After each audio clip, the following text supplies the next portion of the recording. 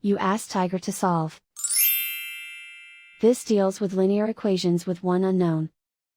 The final result is x equals -13. Let's solve it step by step. Swap sides. Isolate the x. Divide both sides by -5.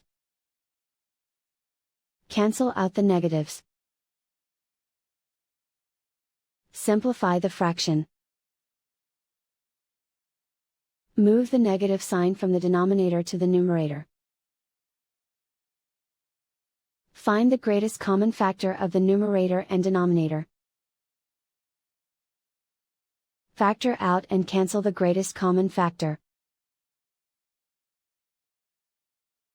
And so the final result is x equals -13.